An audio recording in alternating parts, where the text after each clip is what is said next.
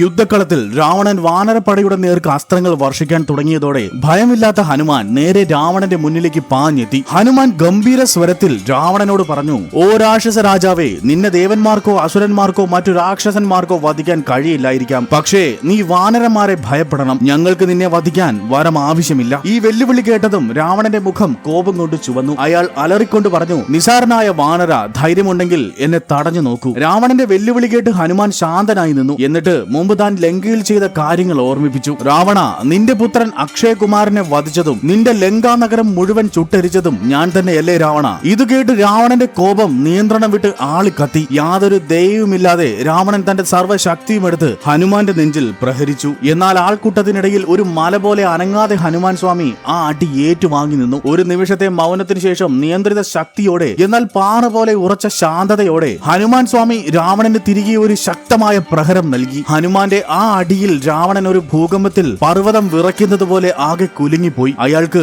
നിലതെറ്റി, ശരീരം തളർന്നു തുടങ്ങി. ഇത് കണ്ട വാനരപ്പട മുഴുവൻ ജയ് ശ്രീറാം, ജയ് ഹനുമാൻ എന്ന വിളികളോടെ ആർത്തുല്ലസിച്ചു. താനൊരു സാധാരണ വാനരനോട് ഏറ്റ അടിയിൽ അപമാനിതനായും ഹനുമാന്റെ ശക്തിയിൽ അമ്പരന്നു പോയ രാവണൻ നാണത്തോടെ ഉടൻ തന്നെ യുദ്ധകളത്തിൽ നിന്ന് പിന്മാറുകയും ചെയ്തു. ഈ കഥയിൽ രാവണൻ സ്വന്തം ശക്തിയിൽ അഹങ്കരിച്ച് ഒരു സാധാരണ വാനരനാണെന്ന് കരുതി ഹനുമാനെ തരം താഴ്ത്തിയെങ്കിലും ഹനുമാന്റെ അചഞ്ചലമായ ധൈര്യത്തിനും ശക്തിക്ക് മുന്നിൽ രാവണന് തല കുനിക്കേണ്ടി വന്നു. ഹനുമാൻ സ്വാമി രാവണന്റെ നെഞ്ചിൽ പ്രഹരിച്ച ഈ സംഭവം നിങ്ങൾക്ക് ഇഷ്ടമായാൽ കമന്റ് ബോക്സിൽ ജയ് ബജ്രംഗ് ബലി ടൈപ്പ് ചെയ്യൂ. ജയ് ബജ്രംഗ് ബലി.